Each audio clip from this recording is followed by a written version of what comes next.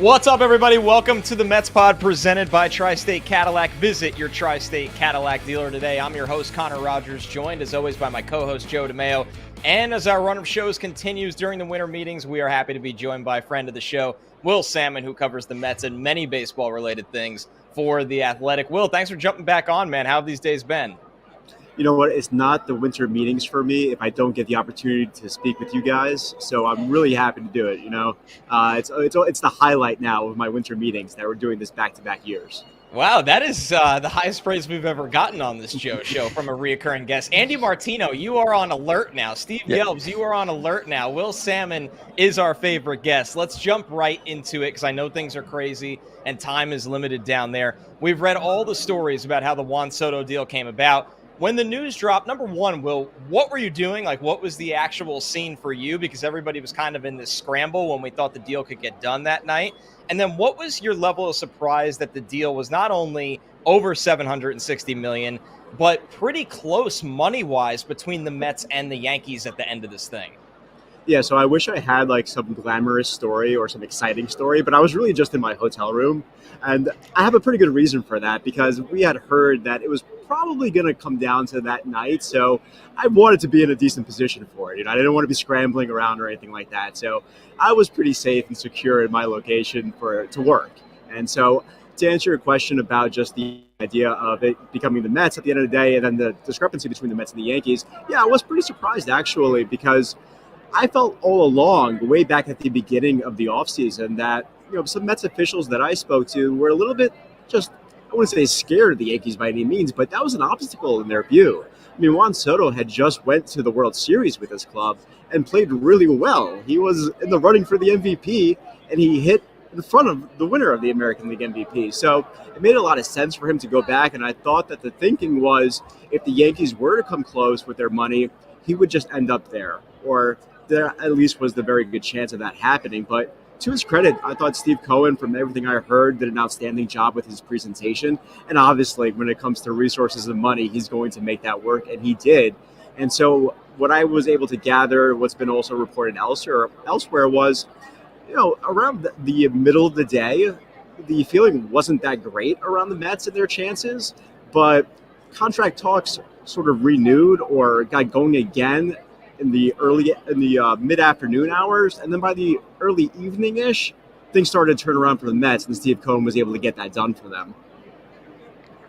So you had a report with Ken Rosenthal about the Mets being in pursuit of Garrett Crochet, starting pitcher from the White Sox. What do you think are the chances that a deal could come together there, and what do you think a potential package could look like? Yeah, so I had reported on the Crochet situation about a month ago also. And from that point in time, I was kind of told, like, hey, the Mets would have what it takes, but it would be pretty close. Like, it wasn't something that, like, they were in a situation where their farm system was, over the top with talent and that they'd be able to trade from it and it would be really easy. It was going to be a little bit difficult. And that's also because other teams could present probably some better packages if they were interested or if they were inclined to. So all that said, right now, I'm kind of feeling that again. I think talks were sort of, back on a little bit, I guess it's fair to say, or extended yesterday. And then today, things kind of got a little bit more quiet is the feeling that I got, last I checked in at least. So I think the White Sox are looking at, it's been no secret, position player prospects, guys who are sort of major league ready at that. And to take it a step further, a little bit more specifically, I've been told that they're looking at up the middle guys, second base, shortstop, center field, that kind of thing. And lo and behold, some of the Mets' top prospects, as you guys know very well, are those types of up the middle profile types. So on the surface, it would be somewhat of a match, but I would imagine that it may take something like Acuna and a Jet Williams to kind of get that really done, and then maybe plus somebody else like a wild card type, a pitcher in the lower levels, and that's just me spitballing, but I think it starts with at least one of those guys for sure, whether it's Acuna or Drew Gilbert or Jet Williams, like I said, but it probably starts with one, and I wouldn't be surprised if both needed to be included, actually. And I'm not sure the Mets' appetite for doing that. Speaking of high-profile arm here, Will, there's been a lot of buzz about Roki Sasaki since he was posted. Where do you think the Mets' chances stand to land him? We know how the Dodgers and the Padres are considered favorites here, which isn't a surprise to anybody. But do you think the Mets are really in this with the infrastructure they've built on the pitching side? I think that they've made themselves a pretty appealing destination or a possible destination, but I'll say I found it pretty amusing that when you compare what was said on the record today from David Stearns and Andrew Friedman of the Dodgers, where the Dodgers labeled it as this is a high priority for us, whereas David Stearns, when he was asked, he was like, "Yeah, we hope we kind of get a shot at this," and it was a little bit more understated as far as what he could mean for them and where their offseason is with him, that kind of thing. So I would say that they have a shot. I'm sure that they probably will get a meeting with him. I'm also sure that probably will be held in LA at least to start things off with those sweepstakes for him, which aren't much of a financial sweepstakes, as you guys know, because it involves bonus pool money and not necessarily this big splashy free agent money. But they put themselves in a situation where they're respected from the point of view of Japanese pitchers because of the way they've handled Kodai Senga. And that's going to be important whether they get Sasaki or not, because there's going to always be, I feel like, Japanese pitchers coming through, and we see it now almost on a yearly basis, where there's at least one guy who comes over and he's a big-time free agent and everybody wants him. That's probably going to remain the same. So I think that the way that they have handled Senga, that word spreads. I've written this before. Word spreads around pretty quickly, and within that culture, it's really respected, and I think it's of high value, too. Just the way that Jeremy Hefner has handled things with Senga, how they've handled him from a health component, and it goes a long way. So I will say that much. And I think that they also presented really well with Yamamoto last year. I know it's a sore spot for Mets fans. They don't want to hear about it, but they really did make a good showing of it. And I think that that's also, when you're talking about the same agency as well, that could matter. That's held in high regard. The Mets seem to be staying in contact with Sean Manaea. How do they balance keeping a guy who's already proven to have success here in New York versus maybe an external option and frankly might end up saving some money? Because let's call a spade. Max Fried probably got a longer deal than I think a lot of people expected, and Nathan Eovaldi agreeing to a 3-year contract with the Rangers might be a year longer than a lot of people expected. So how do those deals kind of impact where Manaea's market could head? Yeah, those are great points, because I'm with you, man. I thought Eovaldi maybe 2 years would be a great landing spot for the Mets because of what they're looking at as far as short-term guys, and with the amount of innings that he can give you and still be productive at his age, I thought it would be a very logical fit. But I'm with you that I thought, like I said, 2 years, but we're seeing guys get that extra year that the projections didn't necessarily account for. And so it makes things interesting with Manaea, because Manaea is a guy who is going to be a little bit on the older side for free agency, talking about somebody who turns 33 years old in February. And let's say like he had a breakout season at that age last year, and there are questions of sort of doing it again. I am somebody that believes he can do it again. He's an athletic guy who I have no problems with the adjustments that he's made physically, and I think that it's actually something that may even extend his career in terms of being a quality pitcher. And he's somebody that has always tinkered with his stuff as well. So he's no stranger to making some adjustments on the fly. He's always been doing that kind of thing. So I believe in him personally. The question is, will the Mets be interested in going to maybe that 4th year with him? I'm not sure about that. That's where things get a little bit tricky with him, because then you're talking about a deal for somebody, like I said, who is 33, has a little bit of question when it comes to, can he retain the stuff and can he still be productive in that way? But and I look at the outlook for him and I say to myself, he probably will give you 2 really strong years ahead.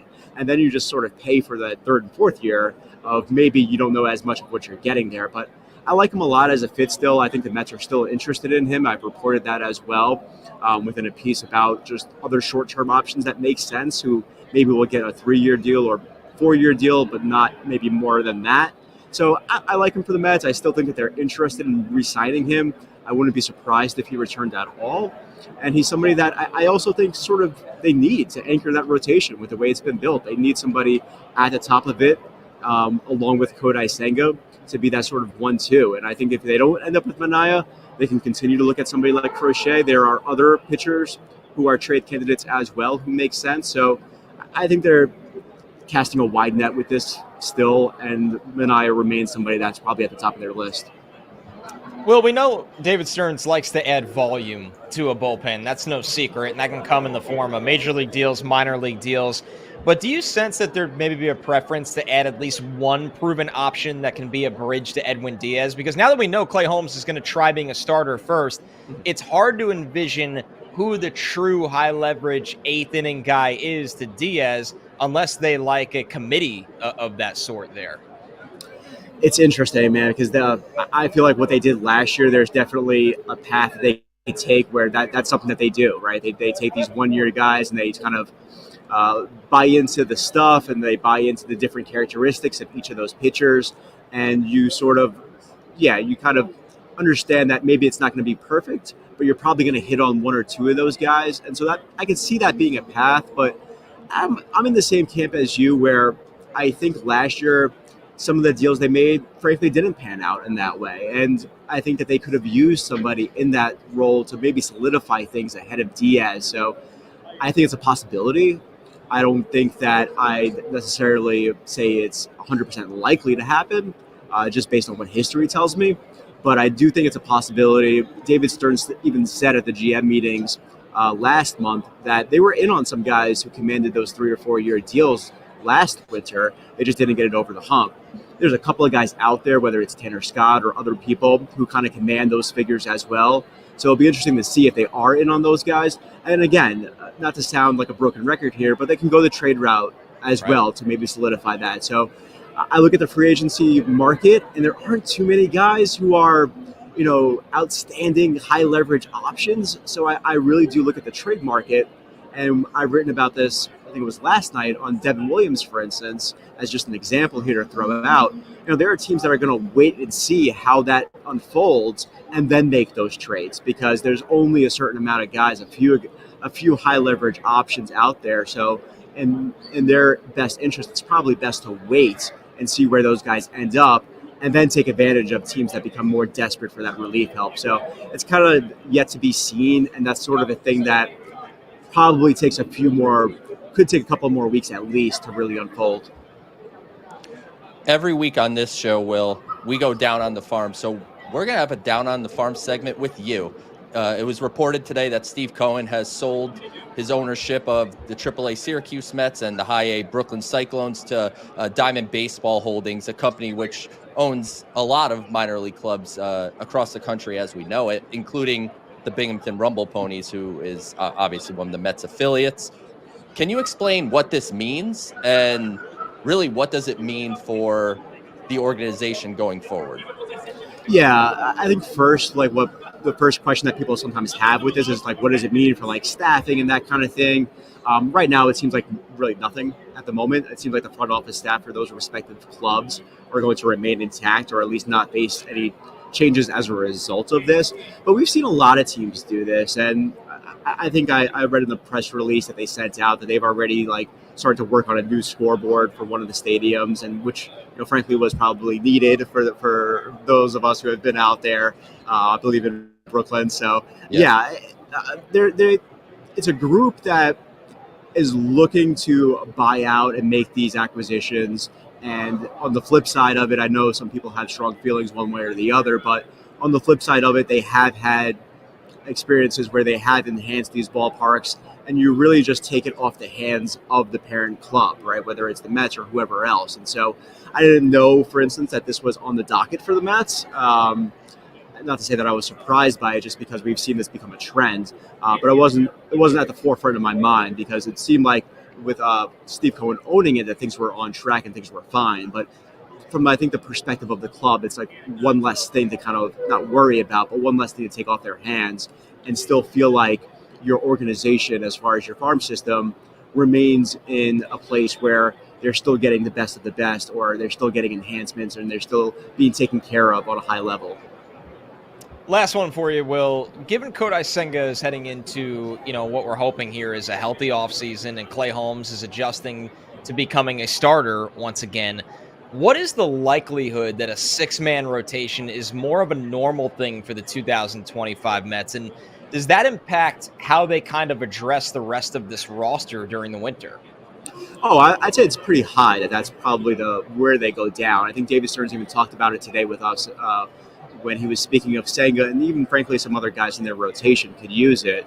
So I think when it comes with Senga, they're going to go with that 6-man rotation as much as possible.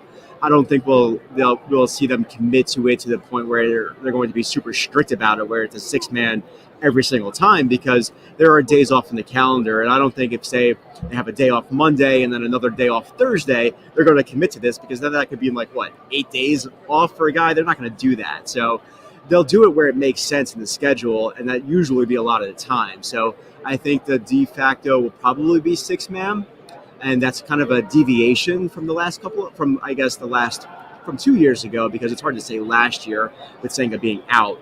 The plan was, before Senga became out for an extended period of time, that they were going to give him that rest.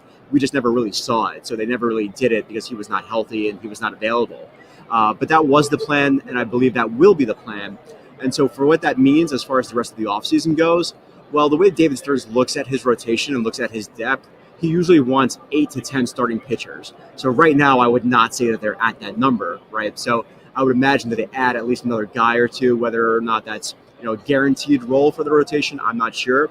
I suspect one of them would be, but I would suspect also that they look down and say to themselves, like, we need to sign maybe 1 or 2 more guys just for depth purposes for AAA as well. You can follow all of Will's work at The Athletic. Joe and I encourage everybody to read his stuff. It's been awesome. Will, you've been all over everything from free agency to potential trades, everything associated not just with the Mets, but Major League Baseball, as you pointed out with the Devin Williams story last night as well. We always enjoy talking to you, man. We appreciate your time, and good luck with the final couple stretches here of the winter meetings. Yeah, I appreciate it, guys. Like I said, highlight of my winter meetings. Appreciate you guys having me on. Eating over the Juan Soto news. Joe, always great talking to Will, because we've discussed this before. He's covered David Stearns before Stearns was even officially with the Mets, so he has a great understanding of some of the philosophy. We always, kind of see the players that he highlights in the articles. He was all over it with Eovaldi too. He was one of the guys that said, like, hey, he very well most likely goes back to the Rangers, but he's on the Mets radar. So just somebody that's very, very on top of all of the rumblings around Major League Baseball. No question. Will is one of the best of the business, and I am not just saying that because how much he likes us. Will is definitely one of the best at his job, and I, as you said, Connor, genuinely encourage everyone, if you don't have an Athletic subscription, to get one so you could check out what Will does. Now, Joe, are you terrified and maybe even slightly angry with him at the suggestion of Jet Williams potentially being in a Garrett Crochet trade? So I have calmed down a little bit. I have got to give to get. You have to give to get, and when you think about in a Garrett Crochet trade, you talk about the Boston Red Sox and the Philadelphia Phillies. Yeah, big systems. As much as I like Jet Williams, I think he's a very legitimate prospect that would be higher in probably public rankings had he not missed essentially the whole 2024 season. If the Boston Red Sox decide we're going to float Marcelo Meyer, there's nothing the Mets could do to top that. So I think it's going to be an interesting market, but if the Mets can land Garrett Crochet, I am willing to part with Jet Williams in a deal. The pitching market is fascinating. It only got more interesting tonight as Max Fried signed an 8-year deal with the Yankees. We're going to get in depth on all of that in just a moment, because it's not just a piece of Yankees news, which we normally wouldn't talk about on the Mets pod. It's a piece of Mets news across the league, the pitching market itself, and everything that can transpire from here on out. But before we do, some quick business to attend to. We are really excited and proud to announce that the Mets Pod has been named a finalist for the 2025 Sports Podcast Awards, as we are on the shortlist for the Best Baseball Podcast category. Last year, we won silver in that category, and this year, we got to have the gold. But that is very much up to you, because also like last year, fan voting determines the winners, and now it's underway. It already started, as you see right there, sportspodcastawards.com. We sincerely beg you to visit that site, sportspodcastawards.com. Please give the Mets Pod a vote for Best Baseball Podcast. We'll be sending out social media posts, QR codes, the whole bit here. But please, thank you. We appreciate it. We thank you, everyone the support that you have given the show that we're even nominated again. I mean, it really goes to the entire audience. Joe and I are not only honored, but it allows us to do more and more with this show. Yeah. I mean, just crazy to think this podcast that, you It's you and I started. Shop. Yeah. Mom and pop shop. And now we've made it to the point where for back-to-back years, we're nominated for best baseball podcast for Sports Podcast Awards. It's definitely humbling and grateful. And like you said, Connor, it's a lot due to everyone that listens and subscribes and comments and leaves Apple reviews, because that's what puts the show on the radar. So really appreciate it, and hope you all can take not a lot of time out of your day to go to sportspodcastawards.com and vote for the Mets pod. I second all of that. We're really excited. All right, let's get into the Max Fried deal. 8 years. 8 years, Joe, Max Fried gets with the Yankees. $218 million. And you're all sitting there going, why the hell do I care? I'm a Mets fan, and we weren't interested in Max Fried. Well, you care because I think a lot of people thought Max Fried was getting 6 in a competitive market. 7 years. He gets 8. This is a massive pivot from the Yankees. And now what you need to know is the other team that I think was notably interested in Max Fried was the Boston Red Sox, who have made it known that they are all over the pitching market this winter. Not only the Juan Soto market, but they're very in on the pitching market. They don't get Fried. It'll be interesting to see how they pivot, Joe, because if that's the Corbin Burns, it doesn't matter for the Mets. It doesn't feel like the Mets are in on Corbin Burns at all. If it's the Garrett Crochet, a trade target of the Mets, that could have a big ripple effect. And one more thing, Joe, that we kind of hinted at with Will, the days of thinking Sean Manaea is getting a 2 to 3 year deal are well in the rear view mirror. Yeah. I mean, Connor, to be totally transparent here, we want to hope that the Red Sox can stop being the bridesmaid when it comes to Corbin Burns. Oh, I'm they with fell you. short. They fell short for Juan Soto. They fell short for Max Fried. We, as Mets fans, want the Boston Red Sox to get Corbin Burns. Part of that is the Mets aren't pursuing Corbin Burns by the account of any reporter that you could find. So I don't think that's on the Mets' radar. But if the Red Sox go and get Corbin Burns, that can take them out on Garrett Crochet, which just takes out a significant roadblock, I guess I would say, to the Mets' possibility to land Crochet. So look, Connor, to your point, this is where the market is. Everything is a year heavier than you thought it would be. Fried getting to 8, as I said to Will. Nathan Eovaldi getting to 3. I didn't expect that at all. Manaea, stone cold lock for 4 years, and it wouldn't stun me if a 5th year was involved, whether that is guaranteed or an option or something along those lines. At this point, that's starting pitching market, and that's why I always say it is so important to develop your own, because you just look at a guy like Sean Manaea, who was fantastic. The Mets don't get to where they get to without him. But if you're talking about 4 years, over $100 million, or 5 years, $120 million, or something in that range, that's a tough one to swallow. Yeah, I think it's getting there. I think ultimately Manaea is going to land with a 4-year, $96 to $100 million deal when all is said and done. And it's going to come down to how much he wants to be back in New York, in my opinion, because I'm just guessing. I wouldn't be shocked if Manaea gets a bigger offer somewhere other than the Mets. But there is the flip side to it. Manaea has found success here. He liked it here a lot. He was very vocal about that, and there's a comfort level here. So, and the Mets are a championship contender. And that doesn't mean, as you learn, that you get hometown discounts everywhere, because everybody's got to make their money. But if it's $5 million, you never know for a guy. Right. $5 million weirdly didn't work for the other team in town. Very particular number for me. But what I will say, Connor, is you never should expect any player to ever take a hometown discount. No. That is my message to fans. Expect every player to pursue every dollar that they can. I would go for every dollar that I can. That is for sure. I would be doing the Mariners pod if it was a $5 million difference. Okay. And I love the Mets and never will stop loving the Mets. Yeah. You got to do what's best for you.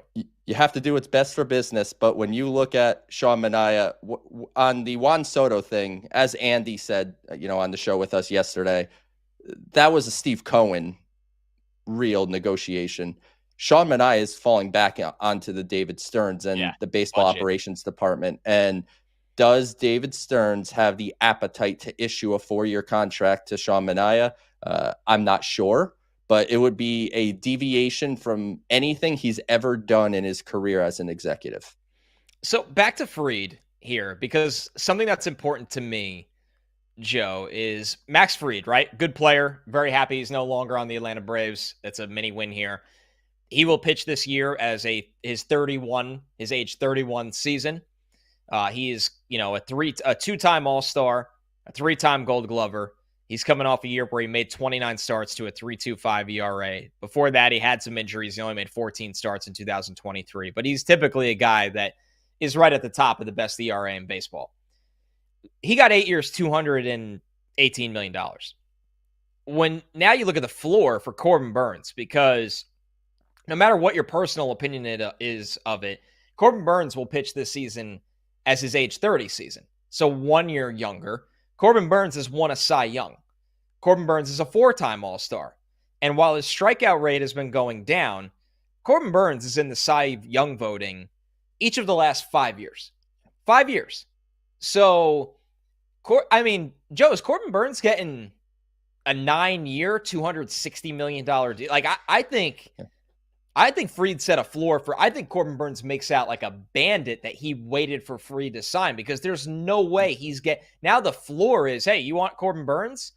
You're not getting him for under, 8 years, under $218 million. It's over that. I thought Corbin Burnes going to the offseason was a 7-year guy. So let's say what we've said this entire podcast.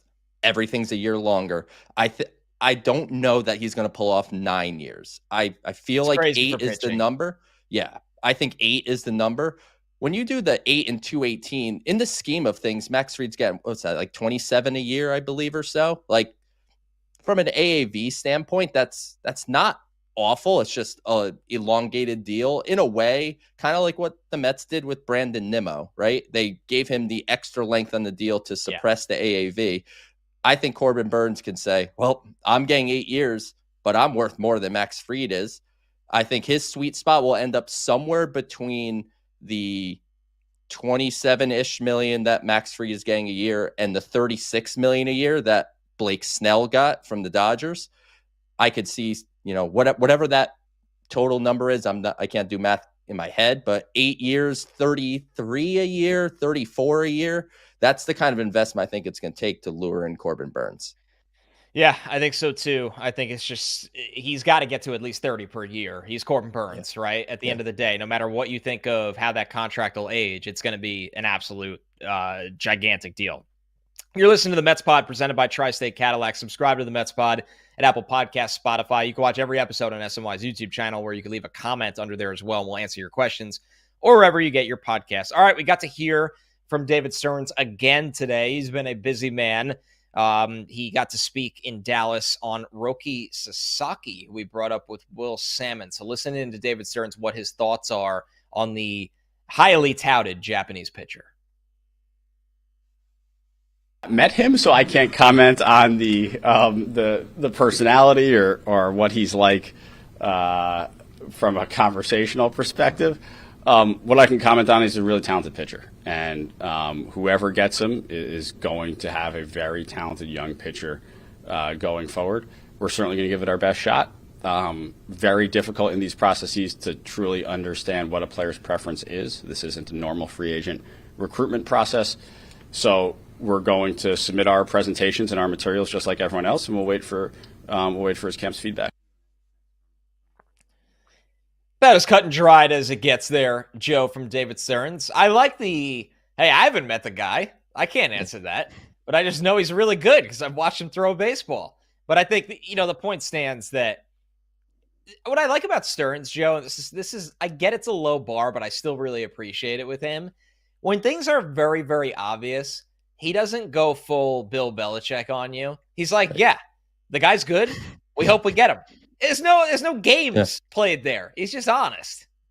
Especially for someone like Roki Sasaki. There's no point in playing games. There's no gamesmanship. There's no we have to be quiet because we want to be the silent big bidder, because there is no big bidding. This is all, international bonus pool. We've talked about that on the show. His signing bonus when he signs is going to be, in the neighborhood of $3 to $8 million, depending on which team he ends up signing with. What I found really funny about that specific clip, what came out was that Roki doesn't really like people who are very verbose and, talk a lot. So I wonder if the Mets end up getting a meeting with Roki Sasaki, will Stearns be giving a pitch and Roki will just put his hand up and be like, "That's enough. That's enough words for me. You've spoken enough, sir." But it's good that really, Eduardo Escobar is no longer on the team. Oh boy, yeah, that would that would not be the best fit there. But one thing I think that stands out, because his agent Joel Wolf, who is also the agent for Kodai Senga and Edwin Diaz on the Mets, he said in his media availability today that one thing about Sasaki was, in Japan, the media markets would affect him. A lot of media coverage or criticism, it would affect his mental state. And he actually said it might be better for Sasaki to kind of come into a smaller mid-market. And that is something that gave me pause. And you almost wonder, because right after, Wolf followed up with, "Oh yeah, but I think he'd fit in just fine in New York." And I'm just like, those two things aren't exactly the same thing. You can't combine those two thoughts. But if that is something that is an actual concern, the New York media, we know, is not easy. So I wonder if ultimately Sasaki will see the Mets as the best fit. But if you're the Mets, you're putting on the full court press. Stearns did say they had a presentation already made that they're going to be sending to Sasaki's camp, and they put it in Japanese to help with him being able to read the PowerPoint or whatever format the presentation is, whatever presentation the format's in. But at the end of the day, it's Sasaki's decision, and the Mets should be doing everything they can, because he has the chance to be genuinely the most valuable asset in the sport, with the 6 years of control, the absolute true ace potential that he has. Now it's just a matter of recruiting, and if the Mets could pull it off. I mean, he's a cheat code because of the price, the team control. He's 23. The stuff is insane. It's one of those things where it's all reward. There's no risk. There's no risk to signing Sasaki. No. The worst case is he's a bust. The pressure does get to him, and that's it. It didn't really cost you much money. It cost you some time. But the realistic scenario is he's at minimum an above average pitcher with the potential to be a Hall of Fame level pitcher that is cheap. So we'll see what the Mets could do. I think we've been very transparent on this show. It's a hill to climb. And I think David Stearns is David Stearns is not going. This is the nice thing about this era of the Mets. He's not going into this and going, "Well, if we don't get Sasaki, hopefully Clay Holmes works out." The Mets are going to make another move in this rotation because they care about trying to win a World Series this year and going forward. So let's get into some mailbag questions here, because we got plenty of them flying in, which we really appreciate. From Declan Kearns: "I know it's been asked a lot, but realistically, do you think we are getting Pete back? If not, what else can we do to protect Soto?" So, Joe, I'll take the first part, and I'll let you answer not only that, but the second part. I think Pete Alonso is coming back. I don't really anticipate a massive market for Pete Alonso right now. I think him coming back to the Mets makes way more sense than him ending up somewhere else.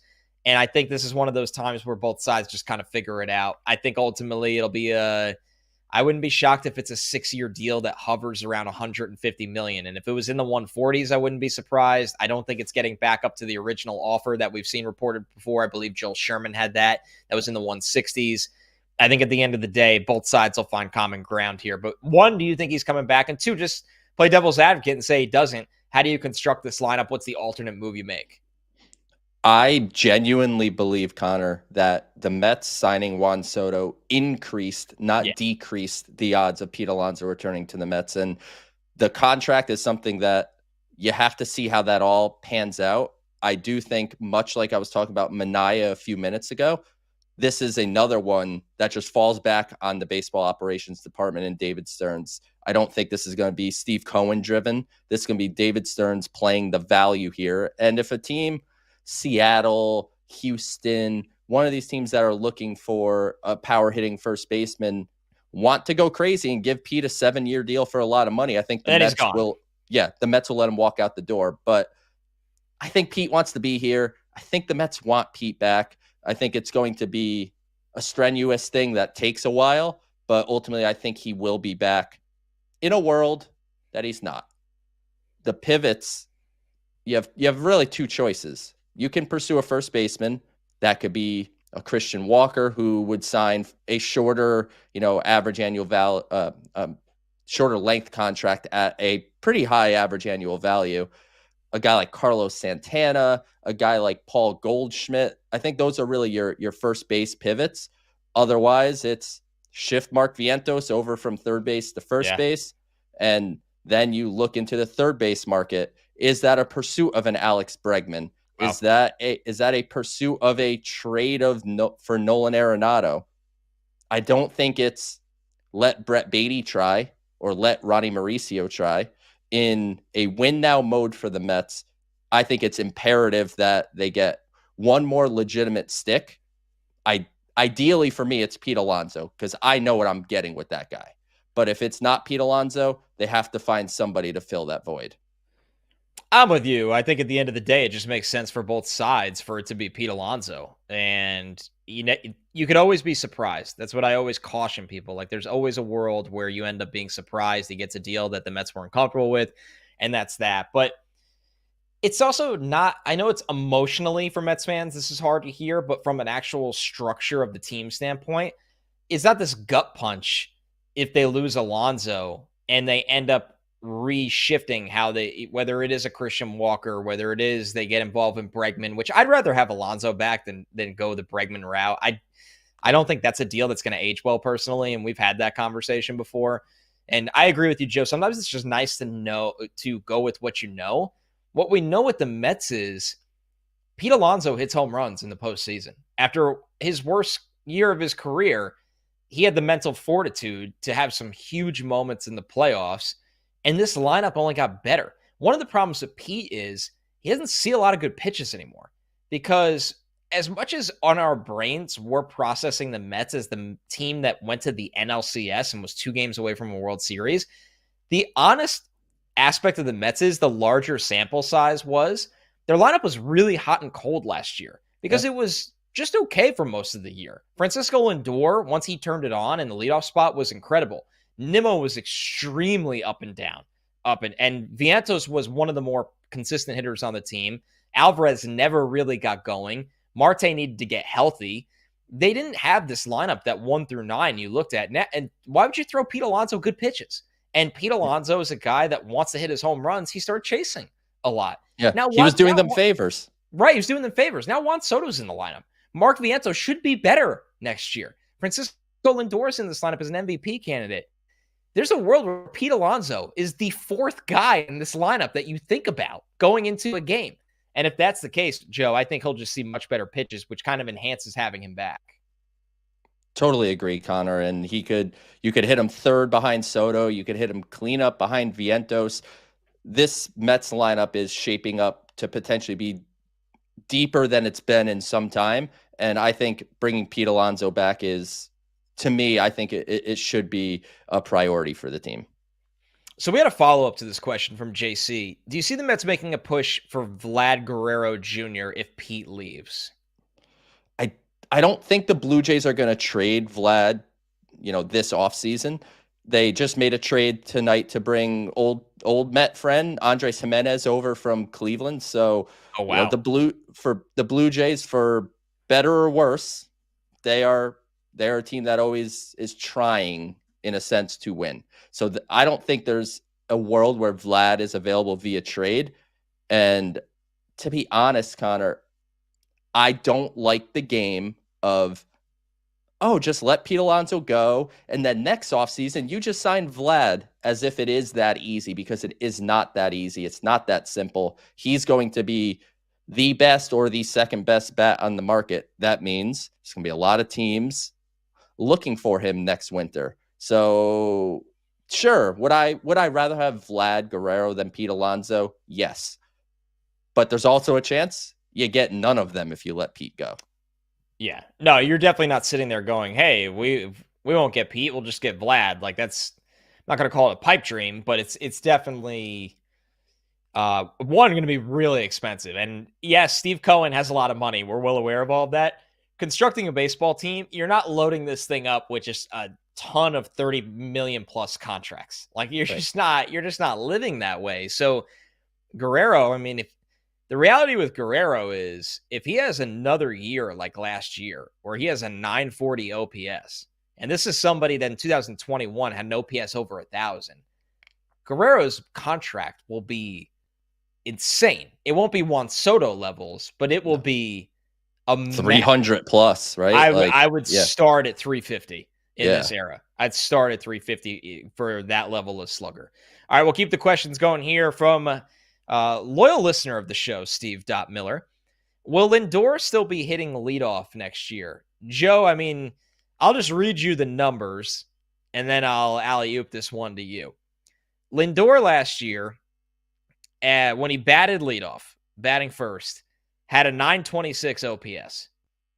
And we know he really got going when they moved him out of the three hole. So he had 29 games hitting in the 3-hole. His OPS was under 700. He had 13 games hitting second. His OPS was 419. Small sample size, but he just had nothing going there. 926 OPS hitting leadoff. He was one of the best players in baseball. I don't think we need to get creative with this one. I think the answer to Steve's question is yeah, he will. I don't see a reason to take him out of the leadoff spot. Of course, you have, an alternative option. If you wanted to get creative just to play along here, you could put Brandon Nimmo back in the leadoff spot where he draws walks, he gets on base, and then you could do, all right, what if I told you 2 through 5 was Soto, Lindor, Alonso, Vientos? That's a really nice way to order it as well. But I think Lindor found a comfort in the leadoff spot, and he spoke a lot about how he felt like he could see more pitches. And, maybe it was a thing where when he was hitting third and fourth and in the middle of the lineup, he felt a pressure to jump on pitches earlier and maybe not swing at the best pitches to try to do damage. Whereas in the leadoff spot, he felt more settled in the box and that he can really control the at-bat the way he wants to. And I'll kind of add another layer to this, Joe. There's a world where, say the Mets don't trade Jet Williams. Jet Williams comes up and he's hitting 8th or 9th. And Jet Williams is doing what he does best. He's walking a ton and he's stealing bases. There's a world where the rich get richer. And the Mets go, oh, Jet Williams has a 365 on base percentage and can maybe swipe us 25 bags. And is seeing a ton of pitches. Let's see what happens here. Let's put him in the leadoff spot. Because Lindor, I can't sit here and say, Joe, that Lindor turned everything around because he hit leadoff. I think it helped a lot. But I don't think I look at it and go, Lindor can never hit anywhere else again and have success. So that's the only way he gets moved, is if one of the young guys is just such a schematic fit in the leadoff spot. But going into this season, we're not there with any of them yet. You know what, Connor? You just sold me. Keep Jet Williams. I changed my mind again. Jet Williams has to stay. Forget trade. Garrett Crochet. Forget Garrett Crochet. Jet Williams needs to stay. But really, I think, as you said, heading into the 2025 season, let's start with Lindor in the leadoff spot. And he obviously has hit in other places in the batting order and been successful throughout his career. So I don't think that means he's entrenched in there forever, no matter what. This one from Los FHC. Any chance I'm bringing back Trevor Williams? I haven't thought about Trevor Williams in about 2 years. That wasn't on the bingo card tonight. But he is a free agent, and he had a pretty good year for Washington. I think. Yeah, he was good, hurt, right? I think he got hurt. I think he got hurt. But if you're looking for that back of the rotation guy, swing at this point, you probably can't even get him to do a swing guy role. At this point, I think he's going to get a spot in a rotation. if the Mets are going to a 6-man rotation, there's going to be opportunities for people to find spots. And, maybe that is Paul Blackburn on the back end, which David Stearns gave an update that they think Paul Blackburn's going to be ready for opening day. And if that's the case, that really does change the picture for the Mets, because I was looking at Blackburn as someone that might miss the first month of the season. However, Trevor Williams fits in that mold of a back end starter. So I would not say definitely not to him. Fun one from Tube U. Are the Yankees spending like drunken sailors? Not yet, but Brian Cashman said they won't. With that said, this Max Fried move, I don't want to say panicky, because I think that's a bit of a stretch, but it feels like, oh man, we lost Soto. We have to make sure we get something done and get something done quick. And they probably were like, we would really like to do 7 years with Max Fried, but let's get it done and just give him the 8th year. And they're not spending like drunken sailors yet. Cashman said they won't. Let's check back in a couple of weeks. All right, our last question of the night here. And reminder to everybody, we'll be back tomorrow night at 8 p.m. Eastern time. The guests continue. We will continue to take a ton of questions. We'll address all the rumors. Gut feel, Joe, I think we're going to have something tomorrow night. I want something. I think we'll have something tomorrow night from the Mets. Our last question, Mike's VHS treasures. What would you do with Baty in 2025? Is he a trade candidate, keeping the minors, or is there a spot for him in the Mets lineup? I would say one of the first two. I'm not opposed to trading Brett Baty, but Connor, you and I, when we do this show weekly, so if you're watching this live and you haven't checked out the podcast before, go and subscribe and listen to us every week. But this is something that it's very reminiscent of the conversation we were having last winter and into spring training with Mark Vientos, where it's just like, there's no spot for him. There's no room for him. Maybe you just trade him. And you were on the side of the coin of, why are you going to do that? You're not going to get much of anything. And I think the case would be similar for Baty. Now, if he could be part of a package that gets you a Garrett Crochet where he's the second or third piece in the deal, okay, that's one thing. But I'm not trading Brett Baty just because Mark Vientos exists. You need depth. Injuries happen. Underperformance happens. You need so many guys to get through a baseball season. And Brett Baty has minor league options remaining. So I'm not rushing him out the door. But in the right deal, I'm not opposed to trading him. And as far as the opening day roster goes, unless something transpires, I don't know if there's a spot on the roster for him to start out the season. Yeah, I think it's unfortunately a situation where I totally agree with you that if he's in a package or he brings back something that solidifies something for the team, right? You're not just swapping Brett Baty for someone else's prospect they're disappointed in, although you never know. Maybe the Mets think that. But if he's a package for a Crochet, and I'm saying package where he's not obviously the headliner, if he's traded for a legitimate setup man, things like that. But if that market doesn't exist, it's Mark Vientos all over again, and it's not going to work out the way Vientos did in a way that was just so ridiculously successful. But maybe. You never know. That is foolish to say that there's no chance of that, because he's a first rounder. His bat has played in the minors. It just hasn't played in the majors. But depth matters right now. The whole argument for not selling low on Vientos was, what if JD Martinez's back acts up again? And you need somebody to come up. You don't want to be signing a street free agent to have to. We've seen that a lot of times in the history of the Mets. A guy off the street is now starting for you. Yeah. Brett Baty can come up and get an opportunity if somebody gets hurt. Depth in the minors matters right now. So you don't just give that away. So to answer the question to me, I think Brett Baty will most likely be in the Mets minor league system this year. But like Joe said, we are on high alert for a trade right now. This is the Mets Pod presented by Tri-State Cadillac. Visit your Tri-State Cadillac dealer today. We will be back tomorrow night at 8 p.m. Eastern. You can watch on SNY's YouTube. You can watch on SNY's social platforms. If you haven't been able to watch the shows live, of course, they're going to be in your podcast feed the next day. So subscribe there. It'll be downloaded. You won't miss a thing.